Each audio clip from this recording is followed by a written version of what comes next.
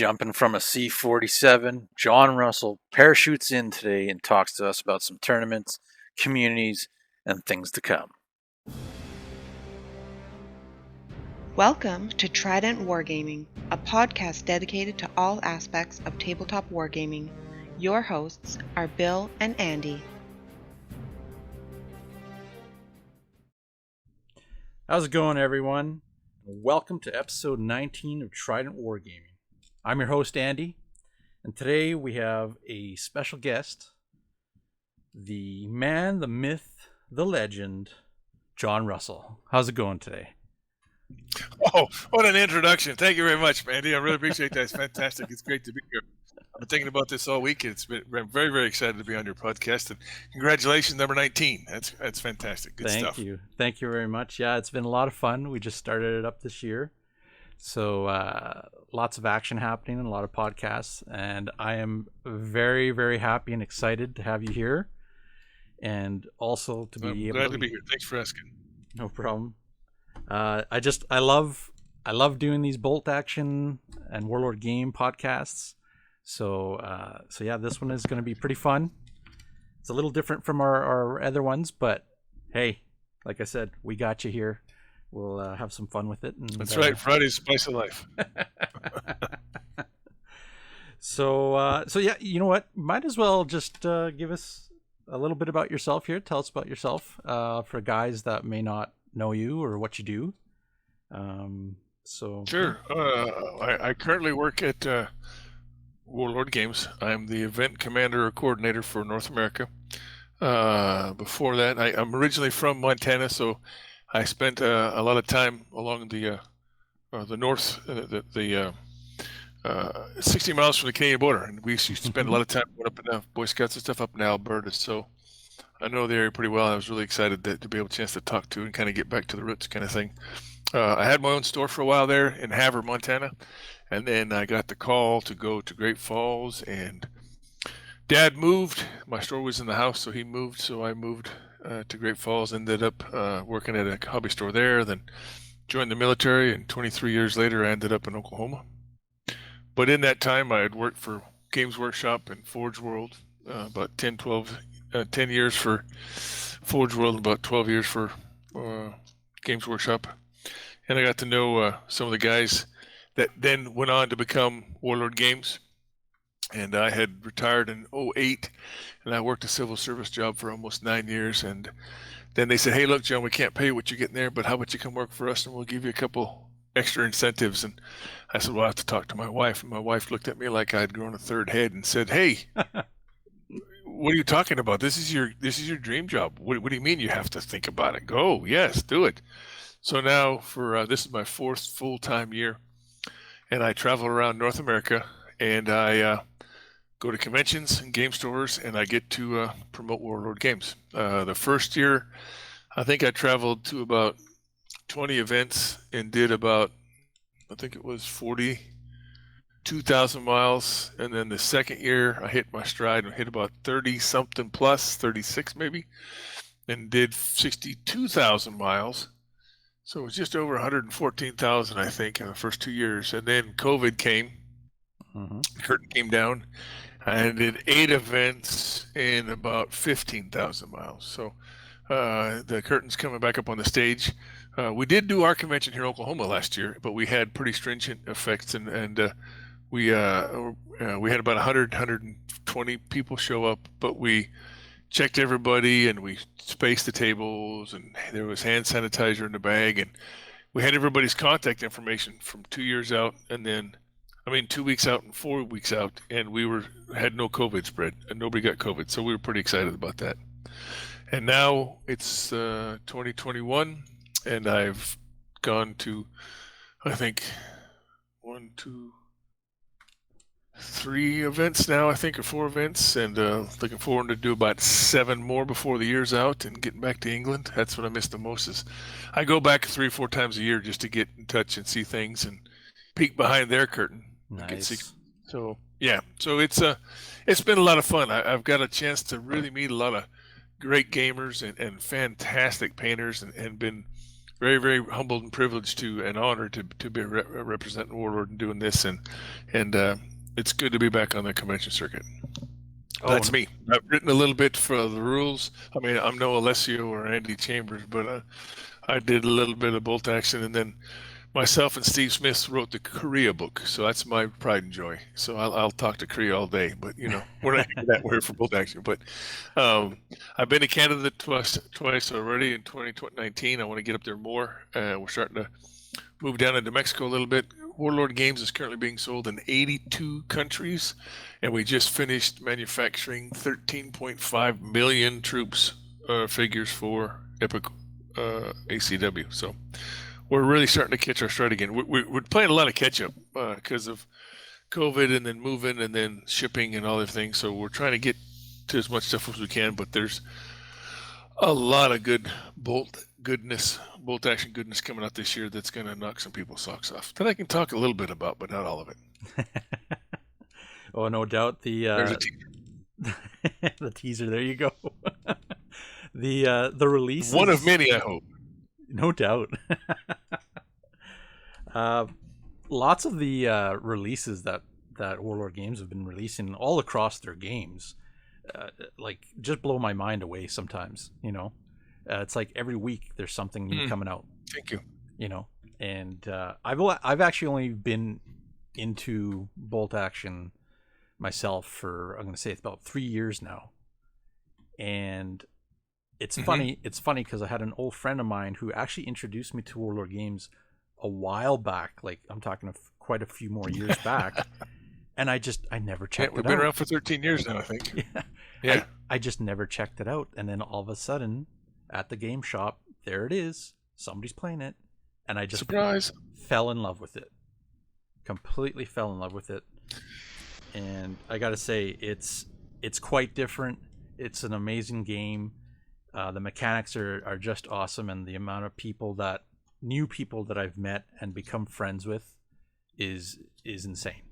And it's such a good feeling, So, well, thank you, Andy. And it is a good game. We had some good people who helped us get it that way. I'm always impressed with every single tournament I've ever ran in the last 5-6 years.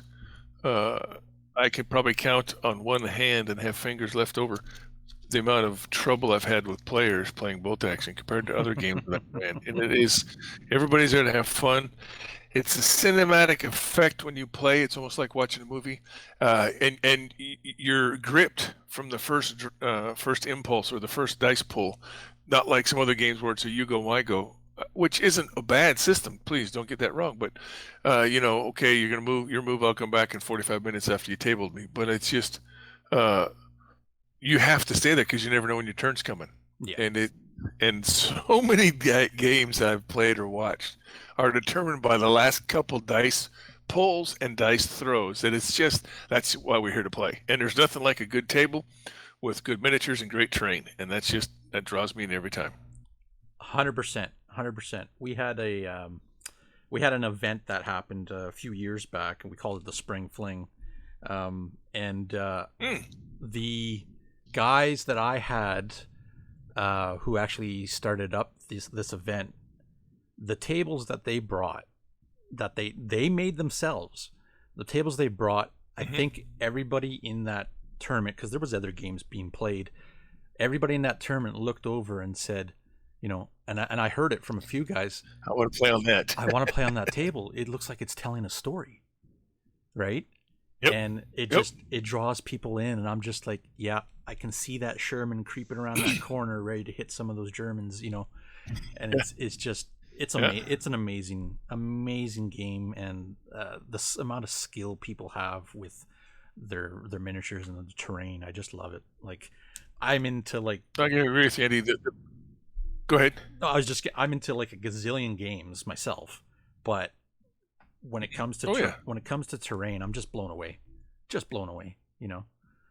So. Well, the biggest show I've ever seen was a couple years back, and it was a regular event, but hasn't been for a while. Maybe it'll come back. We'll see. But it was Cambridge Too Far, and it was in Cambridge, and You would show up. It was a one-day event, typical of a lot of events in the UK. It's just one day. The game shows are one day, or the conventions are one day.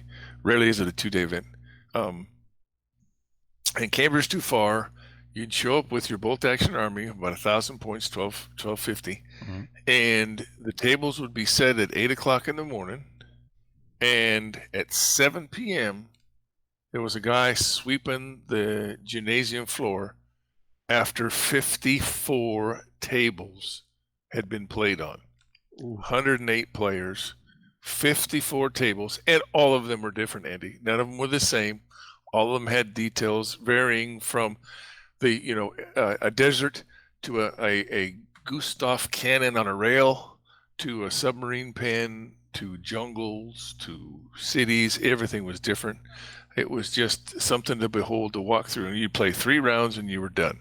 It was amazing. It was a great fun to go play. I mean, I watched it one time, then I played it the second year, and it was just phenomenal to behold. And then, of course, there's Adepticon, around March time, and those are fun tables as well. So, I mean, yeah, it is so much fun to look at these tables and just get blown away by the artistry that they are. You telling that story just gave me goosebumps. I'm just imagining that place.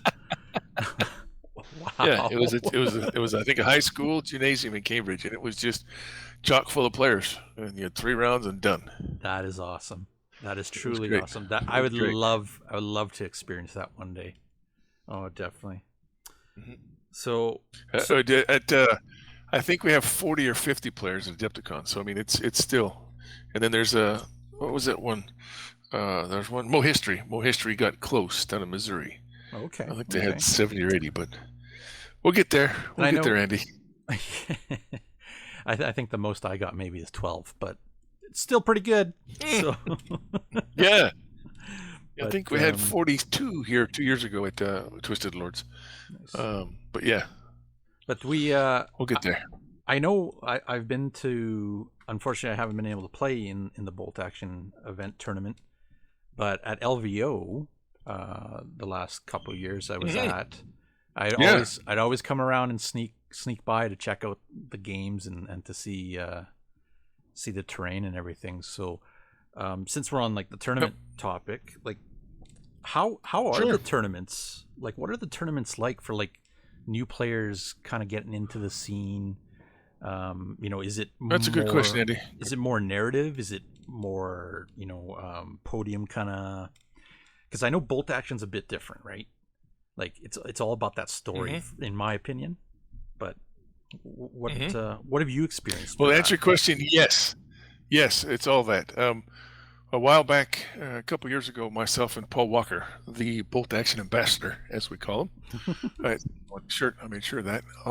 But he and I kind of we started working together, trying to get some kind of standardization to the Bolt Action scene. Okay. And when I say standardization, I don't mean warlords putting their foot down and you will be and thou shalt. It's just people like to walk into a tournament and know what they're going to do. They don't want to be surprised. They want to know what they're walking into. And it's different in Europe than it is in the North American continent. In a couple games over in Europe, and neither one of them are wrong or right, okay? It's how they play.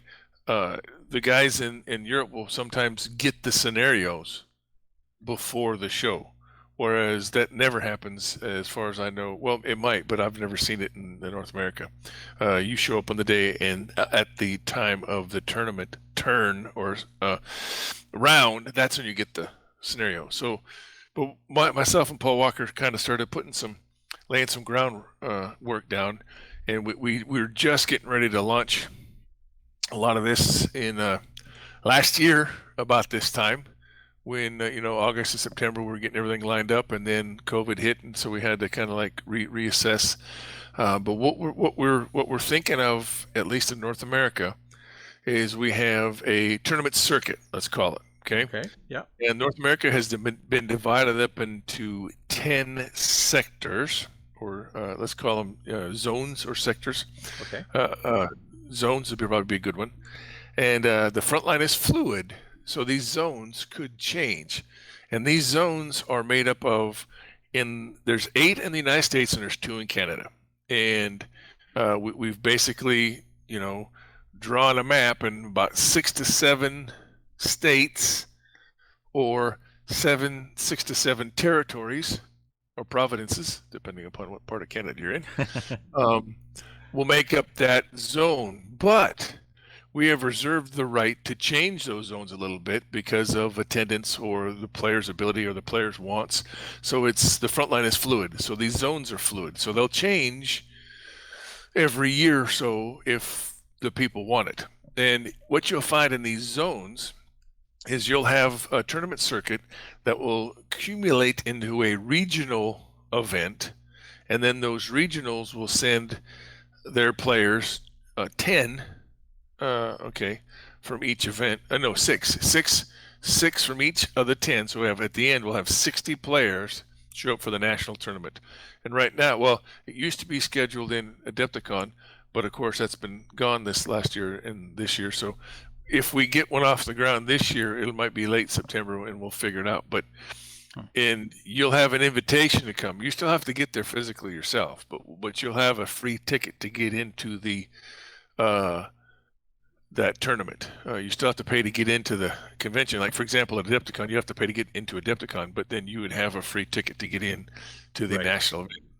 And we've also went further and we subdivided these events 3 different ways: the play style, the play type, and then the level or size. For example, there's bronze, silver, and gold, and that just means a bronze event, there's 10 people, a silver event's 24, and gold is 24 or more.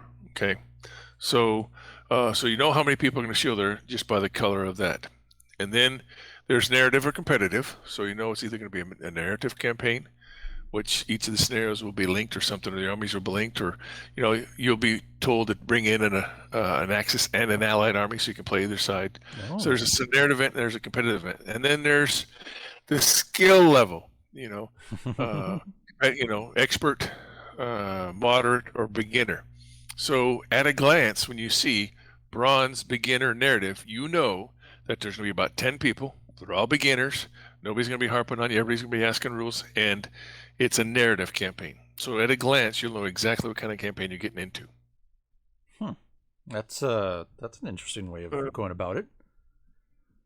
Definitely. Well, and it's the way that people, and we're not trying to tell people how to play the game. This is just a suggested standardization. If you want to, we don't want to ever stop anybody playing their garage, but on the other hand, we don't want 5 guys meeting together in my garage, then your garage, and his garage on the weekends, and spinning up the points in the tournament tree, and then you end up becoming the Alberta champion because you played in 5 garages. It's got to be at least 10 people for it to be and we don't say the word sanction, it's supported. Warlord supports these events. We will always support any event we can, but if we have tournament packets that we've manufactured, but they're starting to disappear because everybody's asking for them, but we had 2 different types. One, they all have the same content for bolt action. They have their certificates, first place, second place, third place, wooden spoon, best painted, best sportsman, best themed, stuff like that, best team. And then we'll have the 2020 challenge coins for the Blitzkrieg season, because it was the first season, but they're 2020 coins, so they're really a collector's thing now. But you'll have a bronze coin, a silver coin, and a gold coin. And then we had 12 dice broken into 4 sets, 3 in each dice, of the silver order dice, that special silver order dice. Oh, yeah. Yeah, and no gold dice. Those are at the gold events. So that's another reason to go to the gold events. But in addition to that, there was also 2 inflatable 17-pound shells from the British Tank Museum as, extra gifts, or wooden spoon gift or something like that. And then the difference between a convention pack and a store pack is that there was, in the convention pack, an envelope with 10 10-pound sterling vouchers with a code on there that you get 10 pounds off your next order at Warlord. Now, it's not in the store packs because we don't want to we don't want people going to a store and the store putting out all the train, putting out all their time, energy, and effort, and then them going home and ordering something and not buying it in the store. So that's not the way that works. The store gets an incentive to get these packets by getting an extra box of miniatures or an extra starter army that they can use for their prize support. So it's been received pretty well. We've gotten a lot of people like it. We had a lot of help from people around the world. We had the infamous Juggernauts helped us do some of the choice, and of course the guys from Snafu helped us out. And what they helped us out with is Andy, there's 4 documents that go along with this, and these are living, breathing documents, so they can change with players' input. And we're going to post them on a organized play or community website. It's being worked. It was being worked. It was getting almost finished, then COVID, and so there you go. And you'll see on that website there's a place that find players, find stores, and then find events. Europe and North America. Okay. And you'll see this weekend Gathering of Eagles down in New Orleans. It's mostly a Blood Red Skies event, but hey, Warlord's going to be there. So in addition to that, there was a tab at the top. There will be a tab at the top that has the link to our 4 documents. Now, these are locked documents. You can download them and print them out or whatever, but we don't want people going in there and changing them until we all decide to change them. And these documents consist of, for bolt action, there is a scenario pack for your tournament organizers that has a minimum right now of 12, but we're looking at maybe 20 generic type scenarios that if the tournament organizer or the TO gets into a pinch, it's got to come up with something. Here's 12, soon to be 20, ready-made, ready to go scenarios that work in a tournament format. We all know that there's 12 in the rule book, but not all 12 work real good in the tournament setting. Very true. So we have modified them, we've standardized them so that can I do flank? Yes or no. Can I do preparatory bombardment? Yes or no. So there's a lot of questions right up front. Then there's the scenario, then there's a map, usually. So these are standardized scenarios, 20 of them, well, 12, there will be 20. We got 12 right now that everybody can use if they need to. We're not saying have to, if you need to. Some of these guys out there, especially that the Snafu crew comes up with some crazy cool ones. And there was that group out of Australia, the Ghost. Those guys came up with some really good packs every year. So those are there. That's one document. Then the next document is the player's handbook.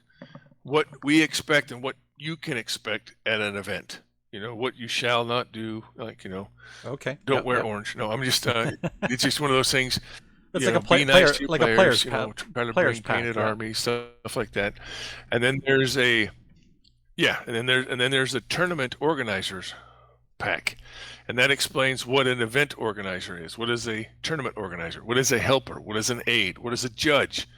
What they can and can't do. So that's just, and again, this is not a thou shalt. This is a, hey, here's an idea. Okay? Just to give some people some standardization to know what's going on. And the 4th packet, Andy, is the, this is an E-rated, right? Yeah. E-rated podcast? Okay. Everyone. The fourth one is the how to kick people out of your tournament, but it's the TO's helper packer. I can't remember what Paul calls it. What is in there is rules and regulations on how to adjudicate. For example, if you're caught pre-measuring wrong, yellow card. If you're caught cheating, red card. So it's everybody reads it, everybody knows it, so people can't say, well, I didn't know, I didn't understand. No, it's all right there in black and white. You can't do this, you're out of the tournament. Yeah. And it's just to help the TO to adjudicate his game. Now, will we have to touch it? I hope not. I really haven't had to touch it in, like I said, the last 4 or 5 years of doing these tournaments. But it's there. And everybody knows it's there. It's that big old gorilla in the corner that, hey, look, dude, yellow card right there. So that's what those 4 documents will do. And as we do the seasons and as we go through these con circuit seasons, we'll adjust, and there'll be a panel that says, put it to the panel of judges, and we discuss it with several people, and then we come to a consensus, and we go yay or nay. So that's why they're living documents. That's That's the actually, whole idea of these 4 things. that just kind of blew my mind just now.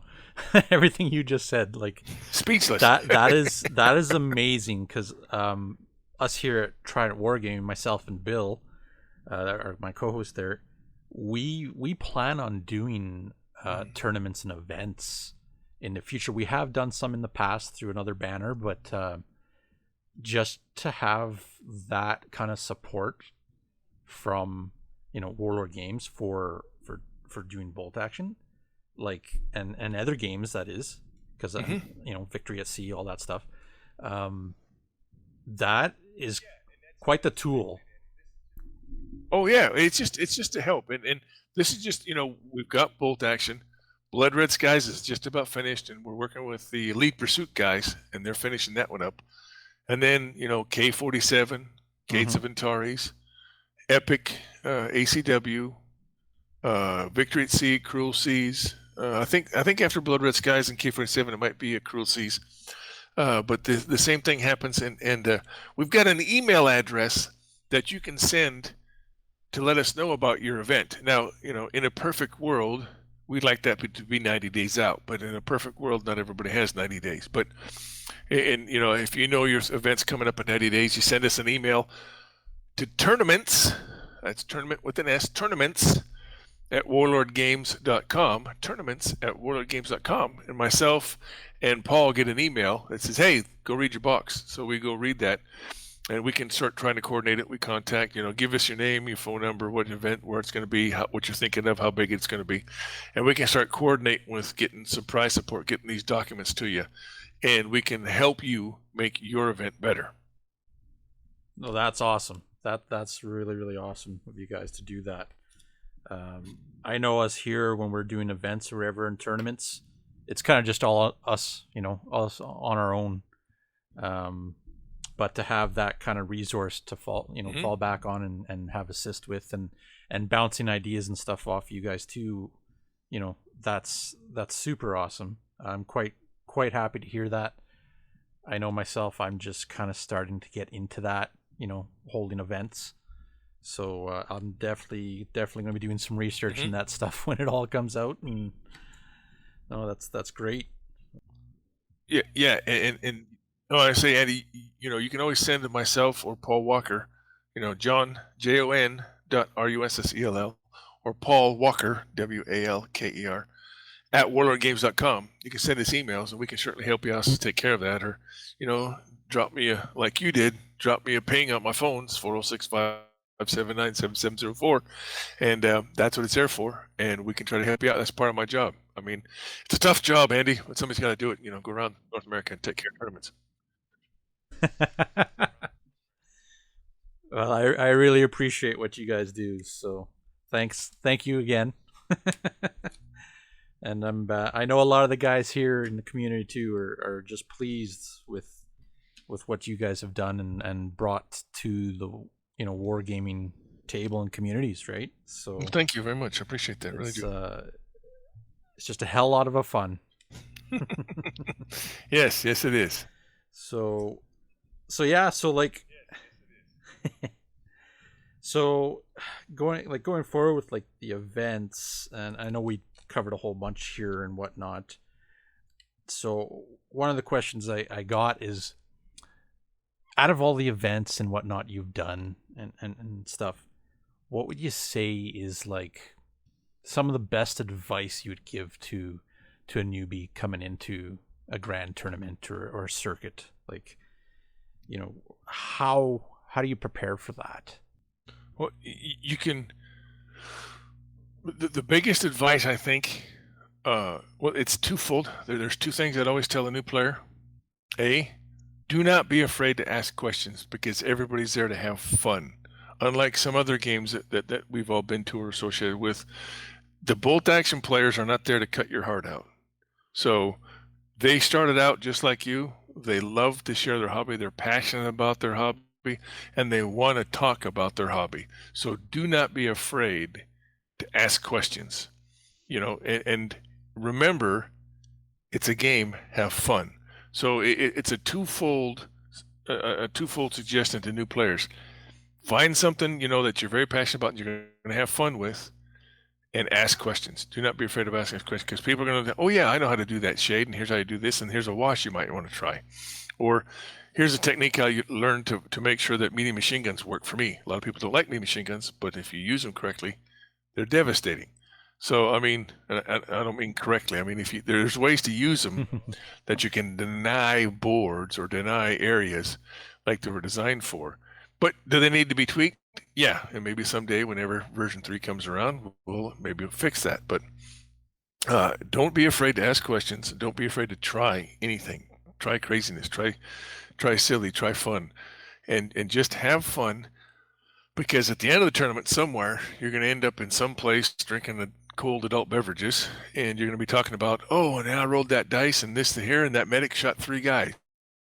Or my tank came around the corner and the shell, so we've all got those stories because it's a game. We're rolling dice, we're having fun, and you're going to have some stories at the end of your first tournament. Oh, for sure. There's been some great memorable moments with this game. So just at the local club, at an event, I still remember in my early gaming, I landed a nice, well-placed shot on top of a turret with a heavy mortar, and it was the last round of the game. Had to tie it up somehow and took out the tank, and I had a crowd around me cheering. So it was, good memory. That's so many games have gone down to the last pull, that last pull or that last dice. There are so many bolt action games are decided by that last dice, and it is amazing, which means it's a great game. I mean, it's just never give up, never surrender kind of thing. But I mean, it's just you'd be surprised how many games that last dice. For sure. Yeah, it's always, and it's amazing how the game changes though. Like, it's not always just kind of one-sided. You know what I mean? Especially with the way the order dice come out, and that's. It's fluid.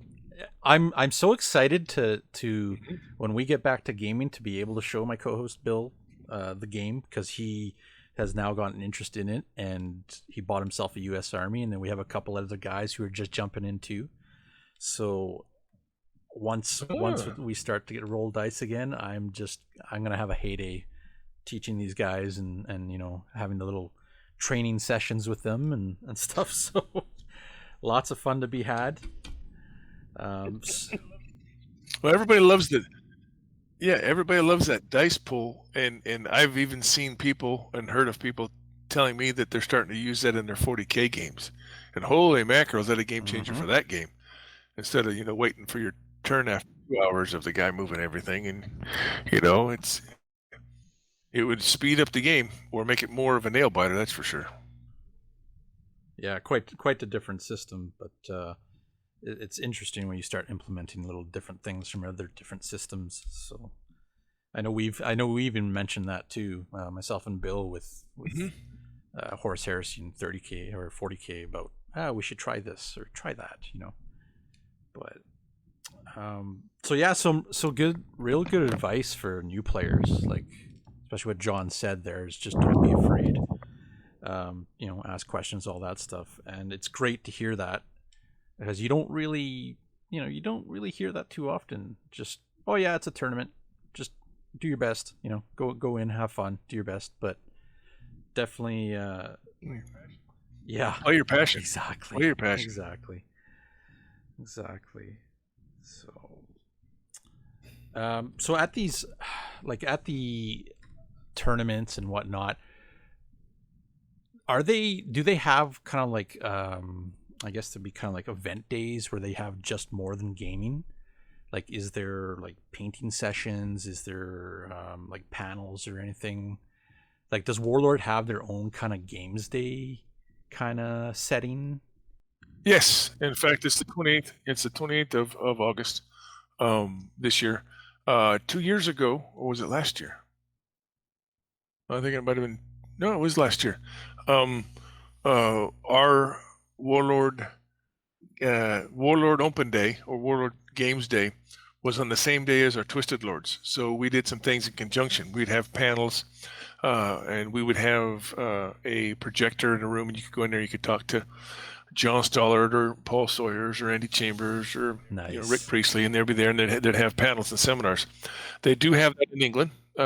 We don't have it as much as we should over here, but there's and depending upon the convention, you might have a lot of it. Like, for example, the Mac Daddy of the Independent tournament convention is Adepticon, of course, in the United States. Adepticon is the biggest independent convention.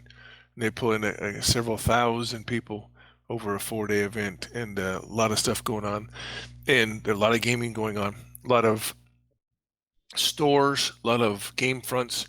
Warlord's there. Victoria Lamb from Australia flies in, and she's there. You can run into Dave Taylor. Forrest Harris from Knuckle Duster comes in there. All the guys from Battlefront. I mean, John Matthews is there. The CEO is there. I mean, Ronnie Rent, the Mantic shows up. I mean, Andy Chambers has been there. And it's just, and then you've got James and Kathy Wapple at the Wapple Castle. And they are phenomenal painters, and they're there 24/7 basically. Underneath the escalators, they've got this 24-foot long, 2-foot wide table of nothing but painters. And it's always open. You come in there and sit down and paint a while on your medals, and they'll help you, talk to you, and then you go on and do your thing. So, and then of course, Ken from Badger Airbrush is there, and Scale 75 guys are there, and it's just Reaper is there. It's just a massive convention, and it is so much fun. And they have a lot of things going on. Whereas a event like one of my favorites is Recruits, that's up in Lee Summit, Missouri, in a high school gymnasium. And it was started 15, 16 years ago by the historical or history department because they wanted to raise some money for their debate team or something like that. And this guy, Daryl, got it together and said with some friends, and now they've got this huge thing called Recruits. And it's in the gymnasium. It's a Friday, Saturday, Sunday. It depends upon the football season. And Sunday, the superintendent principal of the school comes by and talks to you and says, "Hey, thanks for coming." And there's some great tournaments and events there. So it's a real low-key kind of mom and pop kind of thing. And then you've got Twisted Lords is a big event here in Oklahoma City. We combined it with, there was a Warlord Games convention, and then there was a TwisterCon convention in March. Then ours was in May, and it worked out for all of us that we decided just to combine it, and we called it the Twisted Lords. And it's have painters come in. We have it's not just Warlord. For a while, Warlord Games Con was just Warlord Games, but now we've expanded to everybody, and we have so much fun. We have this year we have 3 tournaments: Bolt Action, Blood Red Skies, and Blood Bowl. We might even have a Conquest tournament. We'll see. And then we've got some painters show up. Lynn Stahl has come in, and Mary Prophet and Meringue would show. Oh man, I'm sorry, I forgot his first name already. Damn it. And he's a great model master, and Mary's a phenomenal painter. And we've got a guy named Mike Gomez that comes up from Texas, and he does a 28mm Circus Maximus game, which is chariot racing, and it's just, oh my God, that's a riot. But so we have a little bit of everything there. So it really depends upon the convention itself, and you can find out what they're doing. Like we just came from Little Wars up there in Chicago, and there was all kinds of stuff going on in that one. DICON will be in 2 weeks at Collinsville, Illinois, and then I should stay on topic for Canada, I guess, Andy. There's been some stuff around Niagara Falls and Toronto, and then there's been some guys on the East Coast talking to the guys on the West Coast and trying to do some dual cons at the same time, but in different locations. You have the problem of space like we have in the States compared to what they have in Europe, where you can go from one tip to the other in 6 hours, from the northern tip to the southern tip of England, like 7-8 hours, and you can't get across Canada in 2 days. Yeah. So it's and we have a logistics problem when it comes to population in the area. So it's yes, and I'm sorry this is a long answer to a short That's question. all good. But yeah, we do have a game stand. Yeah, there is some specialties, and your convention is out there somewhere. You just got to look around, Google it, go on to tabletop events. Tabletop events by Board Game Geek is a really cool thing that you can type in your location or type in the dates that you're interested in, see all the conventions that are on that weekend or in your area if they've registered with tabletop events. Nice. Yeah, I'm hoping that in the future we can definitely get some kind of events out here in Western Canada as well. I know. Oh, I'd love to come. I know we're trying. You know, we're trying. Yeah, I'd love to come up. We'd love to have you. I know we would. We're just kind of fledgling right now, but we're trying to build up something here in Edmonton. So hopefully in the future we can have stuff going on. I know we probably plan on going to LVO or something like that, maybe even Chicago for events in the future as well. Myself and Bill, and probably LVO is amazing. Yeah, LVO was quite the eye opener for me. Yeah, if you're a 40K gamer, yeah, 900 40K players. Come on, right? I mean, holy crap, that was just amazing. And then we had like 30 or 40. When you walk into that hall. Yeah, I know, the hall just for 40K. Yeah, it's just nuts. Adepticon isn't that big, but it's kind of like that. But LVO is a great event. You know, it's there in Las Vegas. The venue is nice, but it might be moving because they're outgrowing that, which is a surprise. Mm-hmm. And we had, I think, 30 players for Bolt Action, and we're just getting bigger and bigger. And LVO is a great time, and it's right at the beginning of the year. There's another event up there. I mean, it's near you, but it's not near you. You know, Denver, Colorado's got a great one. It's called Genghis Khan. The people who run that one are phenomenal. I love them to death, and it's a good little convention. I saw 2 years ago. I saw Lou Zaki there. Holy crap! I thought he was dead, but it was Lou Zaki and the grandfather of the 100-sided dice, and he was. It was good to see him. But that's a good event up there. I think there's one in Missoula, up in Montana, that I want to get up to. Vancouver's always got a good one, of course. And but I would love to help Andy, you guys, to get something going in Edmonton. It's a beautiful city. It's a great time. I've spent some time up there. Like I said, we can go up to Medicine Hat or Calgary a lot too, because that's where we went, Montana. But I would love to get up and help you guys. No, for do sure. Whatever we need to do to get more people to come. Yeah, I see the bolt action community growing here in Edmonton. I know when I started here, there was only about 4 of us playing. And then that same year, around probably a week before Christmas, I had the shop full of about 16 to 18 players that we were playing at, right?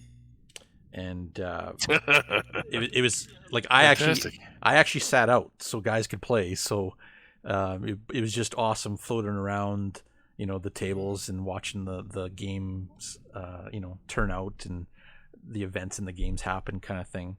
But like, yeah, for events here and whatnot, the guys who have done events have been great. The local support has been spectacular.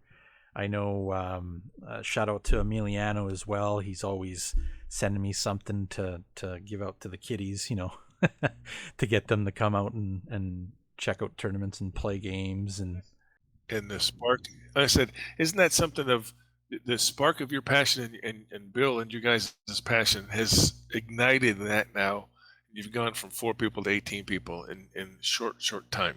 And it's because when you show people that you love a game and you're interested in the game and it's not going to go away, and you get some great models and some great terrain and that passion behind it and driving it, and it won't go away, it won't die, and you just got to give it a place to play. And it sounds like you guys got a beautiful place to play, and it's just going to feed it itself. And it becomes, like I say, that self-flicking ice cream cone that it'll just drive itself, make people want to do more things, and then that makes people want to go play more and do more, and it's a great thing. It's a great thing that congratulations that you guys did that. That's fantastic. Thanks, John. That's I really appreciate that. That's awesome. It's always great to feel that from community and the players, and other event organizers and whatnot. Just appreciation, right? Because I know, like with the first big event that I got those guys to do, that helped me out. I had them both here on my last episode, Jason and Dusty. They, had such a good time doing it, and all the other players had a good time. I hyped it up. I had literally door prizes for everybody. That was, pretty much given by Warlord Games to support the event. But then on top of it too, I ended up giving back to the community, and I bought the British 8th Army box set, starter set, and didn't matter if you were in first place or if you were at the bottom of the barrel. Everybody had a chance to win it.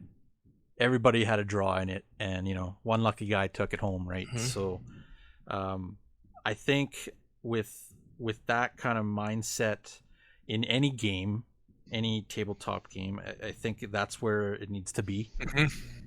And like you said, if you have the love and you have that hype going on with the game, people just start to flock to it. Let me tell you a story about a event. It's called CarnyCon, and it's down in Texas, and it's done by a guy. His name's Phil, and he started out. It was a way to get start. Guy's name is Phil. Wanted to help out the local food bank. Okay, and what he did is he organized this event, and if you brought a can or 2 cans, I think up to 3 cans for the food bank, you get 3 points in the tournament that you could use, like maybe a reroll or a +1 or something like that. And you would go in there, and it'd be 16 to 30 players, and you had this event. But then at lunch, his mom and dad cooked brisket and bratwursts and beans, and there was a barbecue for lunch on Saturday, and Sunday was like a box lunch. They fed you, and you fed the community. And Phil's been doing this for several years, and they didn't do it, unfortunately, last year. And it's one of those events I look forward to. My mouth waters when I think about CarnyCon, because it has phenomenal tables. Black Site Studio shows up there. They do some phenomenal terrain, and they dedicate a board for bolt action. And all this is going on. And Phil was so passionate and was helping so much that we all decided we want to do something for Phil. And it was known that Phil wanted to play French, but he just didn't have time to paint the army, So what we all did, organizers, about 8 or 9 of us, maybe 10 of us, we all painted units for a French army. And in 2019, during his little chat, he always gives a little talk, in the middle of it or something like that. And we said, okay, Phil, stop right there. We got something for you. And we brought this French army out for him, 1,000 points, painted, ready to play. And he just teared up. And it was because of his passion that he wanted to give back to the community in his physical community and the gaming community. And he came up with this great idea that we had to do something to help him. And it's just something that it's phenomenal. It gives you goosebumps when you think about it. And it's fun. Oh man, that is awesome. That is so awesome. We gotta see more of that, in the way times are, and the gaming communities, sometimes they can get a little weary, but when you hear about this and experience it, it just, like you said, goosebumps. It's amazing. It's a great feeling, and it's great to be around it, right? So phenomenal. I love going to CarnyCon. Hopefully it comes back. It's funny you mentioned French, because I have one of those armies too. Just one of the many stories. Always beautifully painted, and it was so cool that it wasn't. A lot of people ask about how do I. The joke, much like how do I paint Prussian blue, is how do I paint German gray? And we've all seen that picture. There's 40 different uniforms. There is no set standard of German gray. And this French army we created for Phil had different styles in there. I mean, we had a basic this color, this color, this color, but the different styles made it a truly unique and one-of-a-kind French army. That's awesome. I'll have to see if there's any pictures out of that. Maybe send some pictures out my way and check it out. That'd be awesome. Yeah. Yep. So, yep. It was good. It's a good time. And that's what makes this game fun. That's what makes my job fun, to being able to do that. Oh, man, your job. Yeah. Dream job, right? Would love that. Yeah, exactly. It's awesome. Sometimes I gotta pinch myself. I'm like, man, this is such a great time to be running around, and I really appreciate John Snard and Chris Bostock and Paul Sawyer trusting me to be their guy in North America, and it's a lot of fun to do that. Nice. Yeah. So, just a little bit of the last part for our episode here. Going to switch it up a little bit to sure. So the releases for this year and what's upcoming. Okay. There's a lot. There's been a lot. There's been a lot, right? Lot coming out. Like the plastic Jag Tiger that came out blew my mind. Like right out of left field. Where did that come from? Yep. Yeah, and then all the. Yep. And then the 4 boxes of Russian stuff, the new assault engineers, the N-Gate KVD, the airborne. Yep. And then, of course, the support box. I love them, the support boxes, medium machine gun, medium mortar, medic, and then the commander, whatever. Brilliant. Great cost savings there. That's actually, okay, the starter sets are like my go-to, right? They are $125, $145 US, quite the savings. Yeah, boom. 1,000 points done. And that's what I've told a lot of guys that, like, if you're starting up, get those box sets because there's so much you can do with it, right? But it's awesome with these new sets. Yeah, and we brought back the. Yeah, go ahead. No, keep going.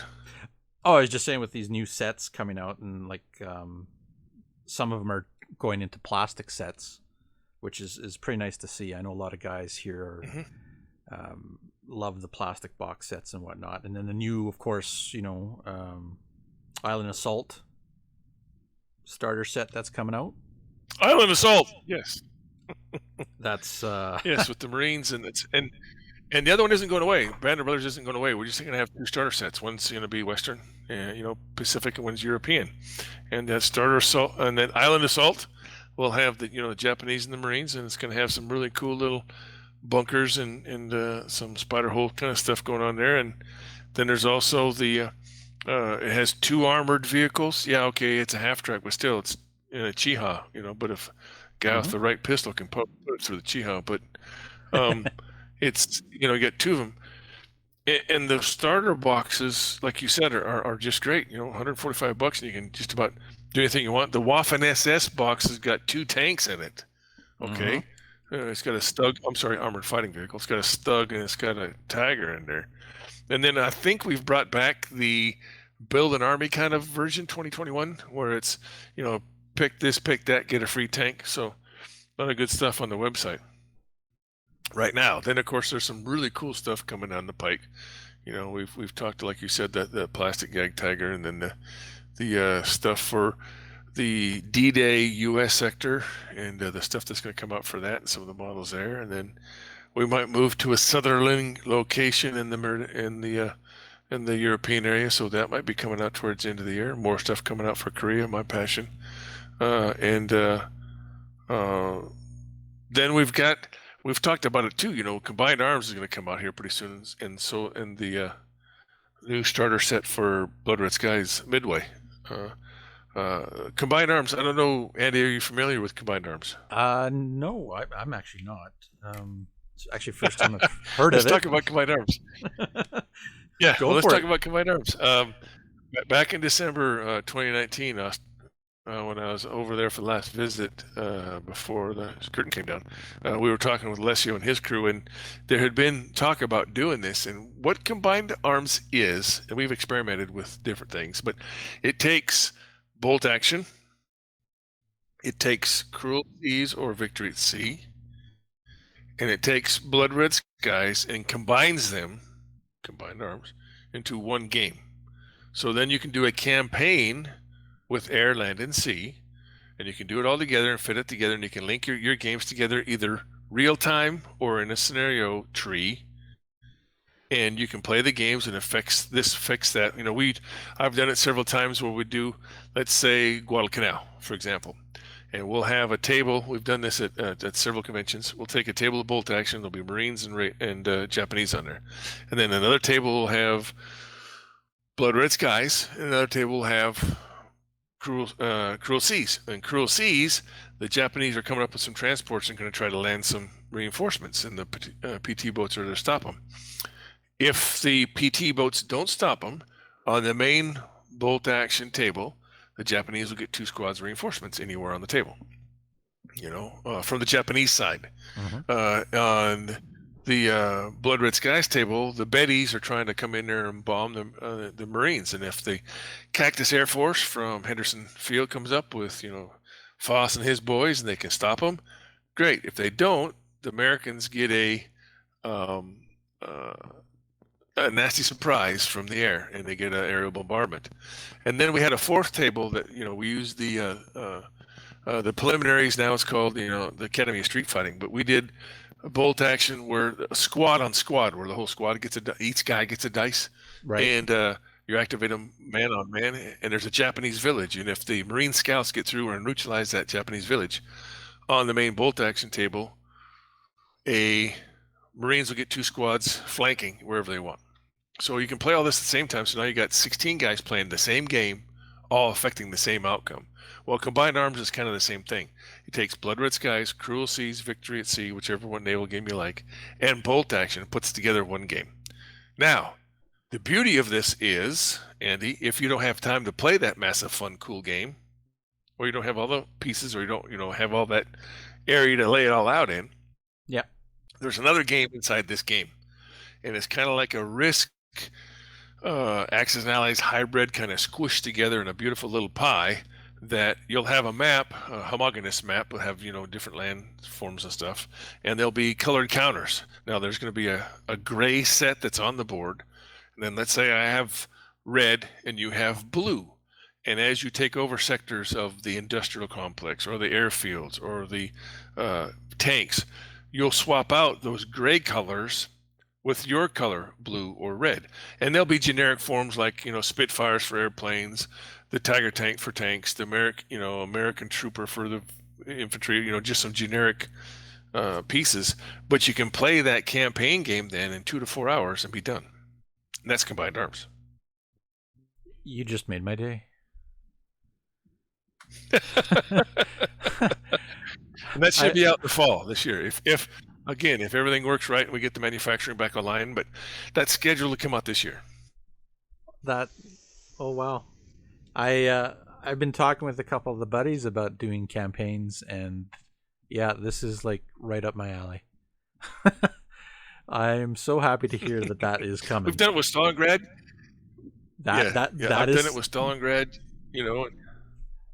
Yeah, Stalingrad is the main event that I'm looking at. So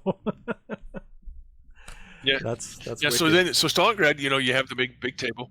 We've done this at a game at a store. We did a Stalingrad bolt action table, and the Germans and the Russians are hammering it out.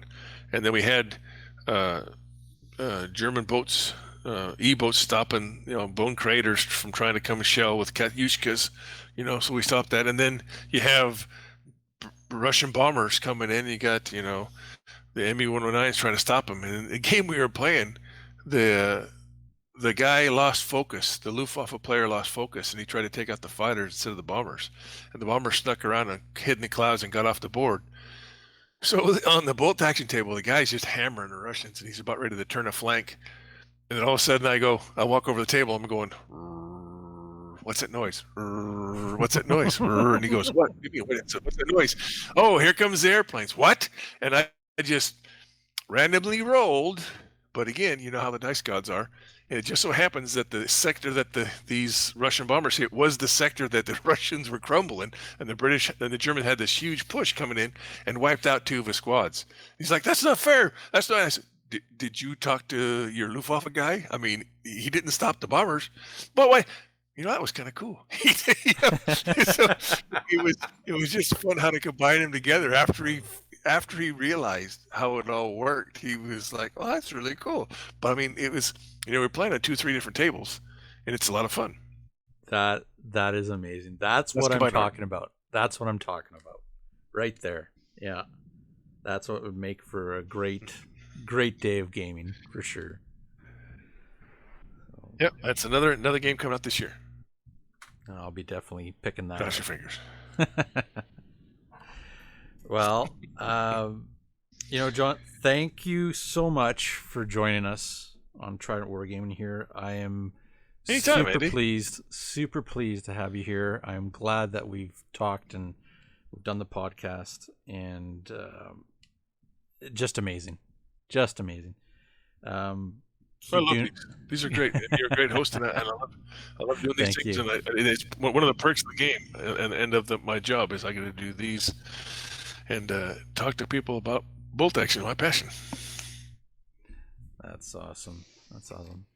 So any of the listeners out there, if you haven't already checked it out, check out Warlord Games, Bolt Action, and all their other games. They've got tons of them, lots of historical games and some sci-fi games as well. But check them out. It's there's about 35 different game systems now and about 12,000 different pieces, I think. There you go. 19,000 now. 19,000. Yeah. A long way from one box of Romans. That's how the whole Warlord game started, was one box of Romans. That's for another podcast. We'll talk about that one later. Yeah. Again, thank you very much. Always leave them wanting more. Thanks, Andy, for having me. It's been a pleasure. Thank you. And to all you guys out there, check out the episodes. We'll have more to come. We're always doing more bolt action and whatnot. Check out Instagram, Facebook, all that jazz. And we'll catch you guys all next time. Trident Wargaming. Build it, paint it, play it.